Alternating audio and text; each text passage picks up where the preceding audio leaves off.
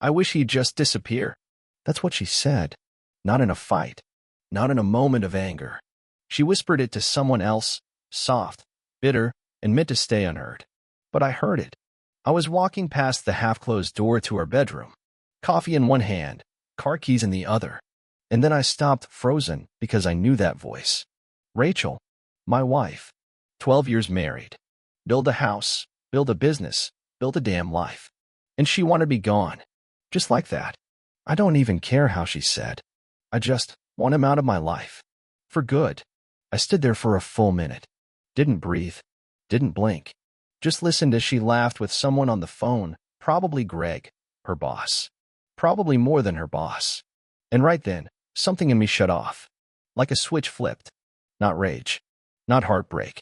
Silence. Cold, clean, surgical silence. By that night, I was gone. No note. No voicemail. No goodbye. I packed a duffel bag, wiped the hard drives, emptied the safe, and walked out of my life like it was a burning building. They didn't find me. Not in 6 months. Not in 6 years. Because I didn't just disappear. I rebuilt. From nothing.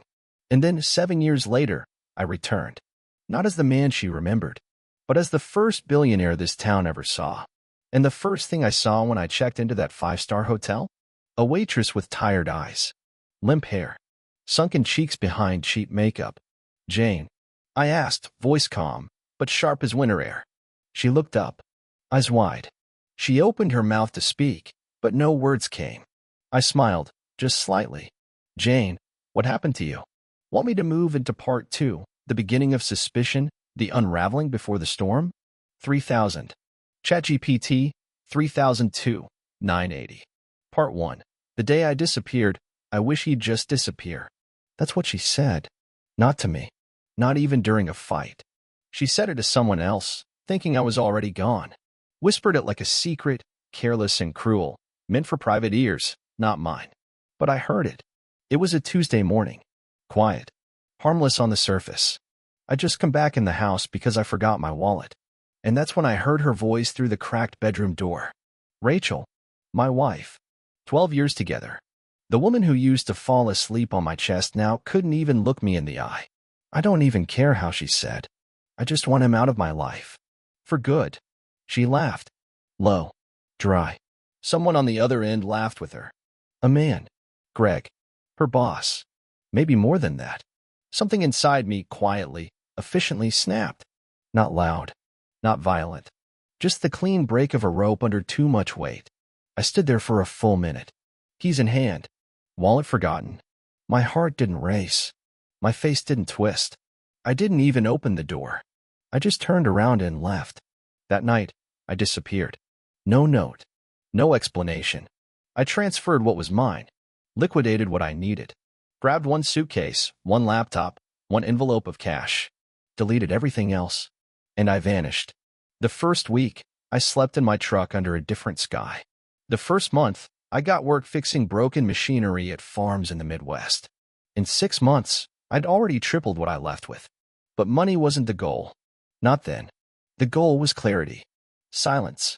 Control. You see, when someone tells you they wish you'd disappear, believe them. Give them what they asked for.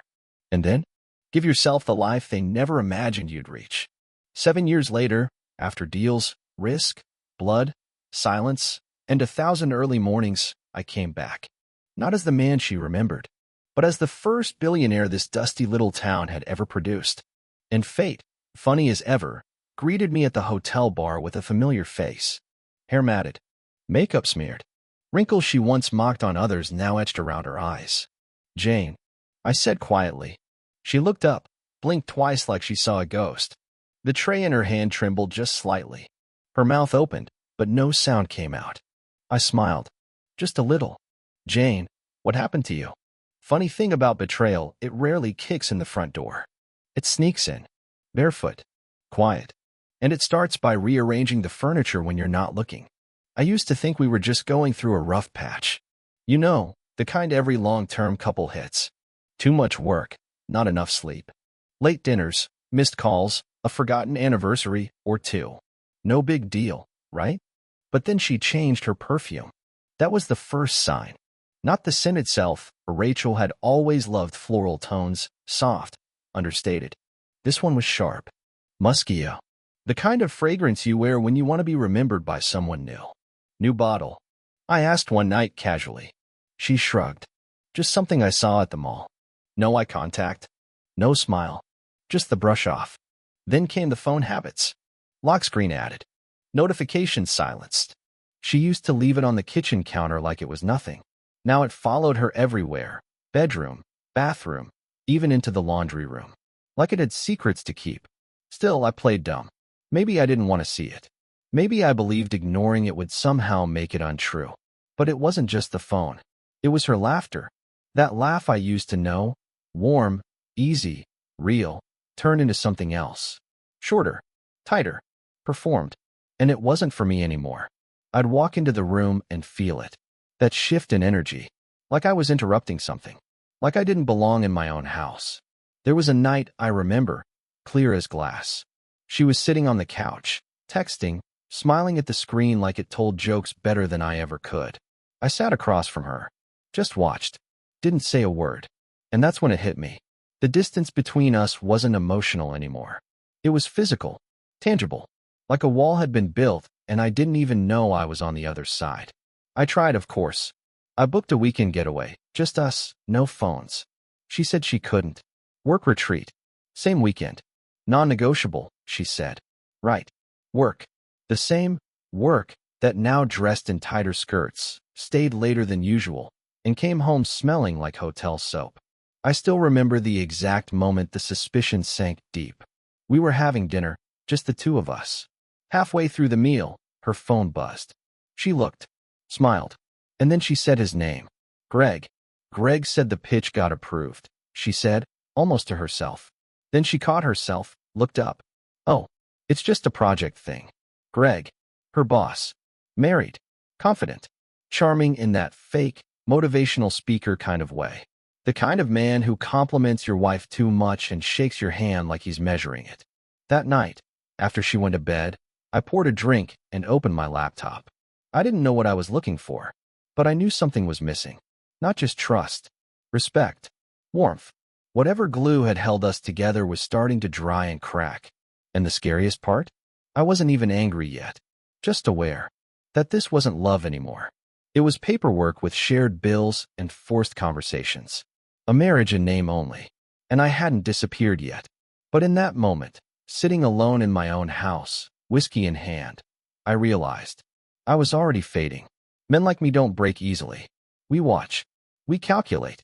And when we start pulling threads, it's because we already know there's a knot at the center. It started small. I noticed she stopped leaving receipts in her purse.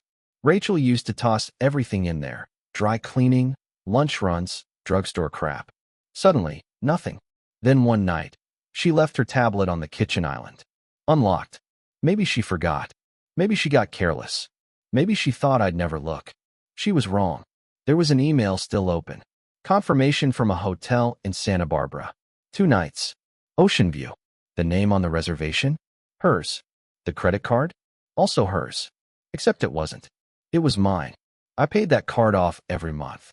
It was part of our joint account. She'd used it like it didn't matter. Like I didn't matter.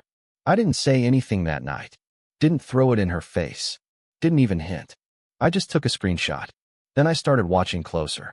The next week, I checked the mileage on her car. Noticed it was way higher than her supposed commute. I planted a small GPS tracker behind the back bumper. Nothing high-tech. Just enough to log her stops. 3 days later, I had my first location match. A boutique hotel. Same one from the email. She was there again. Not for business. Not unless her office now included champagne and hot tubs. Still, I said nothing. Because the truth doesn't need to be shouted. It needs to be recorded. I made copies of our bank statements. Every charge she thought was invisible. New lingerie.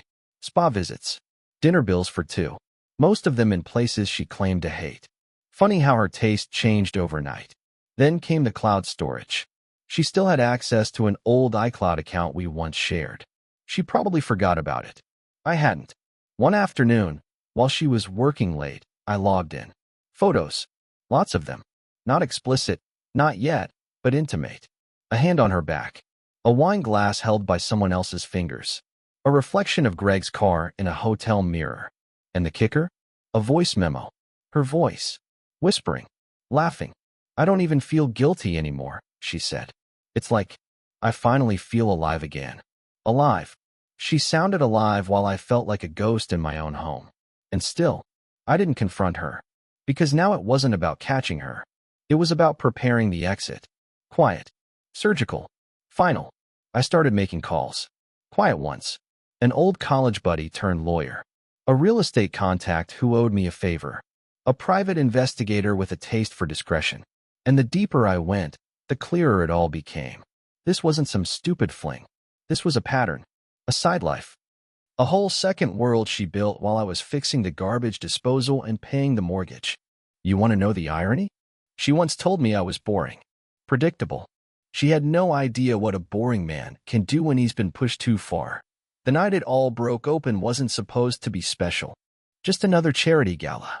Wine, small talk, overpriced tickets for causes no one remembered by morning. Rachel loved those things. Lived for them. I hated them. But that night, I put on the suit, tied the tie, and smiled like a man who didn't know. Like a fool. Exactly how she liked me. The ballroom glittered. Chandeliers. Jazz quartet. The smell of money and expensive perfume. Rachel worked the room like she owned it. Greg was there, of course. Always hovering. Always a little too close. People laughed. Clinked glasses. And then it happened. Greg, bold, drunk, smug, walked up to me with a champagne flute in one hand and the world's dumbest grin on his face. He clinked his glass against mine and said it. Congratulations, Ben. You're gonna be a father. I knocked up your wife. I didn't move. Didn't speak. I just looked at him, waiting for the punchline. Then I looked at Rachel. She didn't laugh. Didn't deny it. Just smirked and said, it's not like you'll divorce me. No fault state, remember?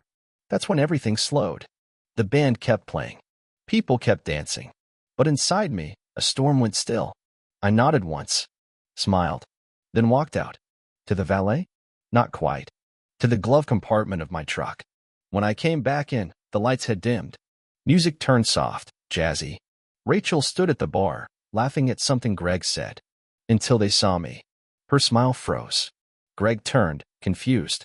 I walked right up. Calm. Dropped a thick envelope on the bar beside her cocktail. One word, I said. Read.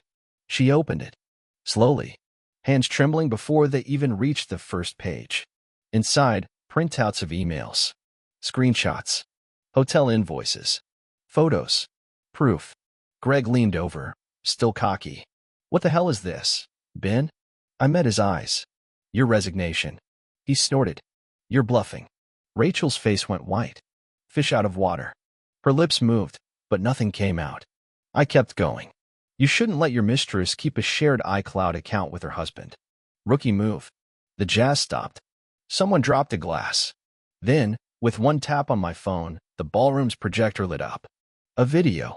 Texts. Hotel check-ins. Rachel in lingerie. Greg shirtless. All time-stamped. All damning. I didn't flinch. Didn't gloat. Consider this my resignation, I said. From this marriage. From the lies. From pretending to be someone's fool. I took off my wedding ring. Set it next to her drink. Then walked out without a word. No yelling. No drama. Just silence and the sound of a life cracking in half behind me. She called the next day. Of course she did. 12 missed calls by noon. The same voice that once called me love now sounded like a bad actress in a low-budget drama. Ben, please, just talk to me. I didn't answer. I was already somewhere else. Mentally. Legally. Strategically. See, I hadn't waited for her betrayal to be confirmed. I had only waited for the right moment to reveal that I already knew. Weeks before the gala, I'd already filed for divorce. Quietly. Through a firm that specializes in asset protection and digital evidence. I had everything documented. Financials. Communications. Even her attempt to open a second bank account under her maiden name. She thought she was building an escape plan. She didn't realize I had mapped every exit first. Greg tried calling too. His voicemail was shorter and angrier. You blindsided me, man. That was low. Right. The guy who impregnated another man's wife was now talking about ethics. That night, I moved all our shared funds into an escrow account pending court review. Legally clean, practically untouchable. And then, I submitted an anonymous report to Rachel's company's ethics committee. See, Greg wasn't just her boss. He was her direct supervisor. That's not just unethical, it's actionable. 2 days later, HR requested a formal review of Greg's conduct. Funny how corporate smiles melt under real pressure. The fallout came fast. Rachel showed up at the house the next morning. Not knocking, banging. Screaming through the door like she had rights here. Mascara smudged. Voice shaking. Ben, please. They're suspending Greg. You don't know what this is doing to me. I opened the door just enough to say 6 words. You don't live here anymore. She flinched. Not because of the words. Because of the tone. I wasn't yelling. I wasn't begging. I was done. You gave him a baby, I said. I gave him a probation review. Fair trade. She cried then. For the first time, real tears. And I'll admit, I felt something. Not joy. Not revenge. Just justice. She whispered the line I knew would come. We made a mistake. I leaned against the frame. Arms crossed. Calm. Which part? The affair? The baby? Or the assumption I'd sit there and take it like a good little husband? Her lips quivered. She had no script for this version of me. You're acting like I meant to hurt you, she said. I almost laughed. Rachel, you planned baby announcements with your boss and legal contingencies against your husband in the same breath. That's not a mistake. That's a business plan. She backed away then. No more words. Just silence. But silence. Silence is a language too. And that day, it spoke louder than anything she could have said that I didn't answer her calls after that day. Didn't check the texts. Didn't open the emails. She cried on the porch. I let her. Because some endings deserve to echo. The next morning, I packed a bag and left town. No forwarding address. No goodbye. Montana. Flathead Lake. A rental cabin. Fireplace. Silence. The kind of silence that doesn't feel empty. The kind that feels earned. I brought books I hadn't touched in years. My old fishing gear. And a bottle of bourbon I'd been saving since my 35th birthday. Out there, no one cared who I was. Or what she'd done. Or what I'd left behind. I didn't think about Rachel. Not really. I thought about clean air. Cold mornings. About who I used to be before all the noise.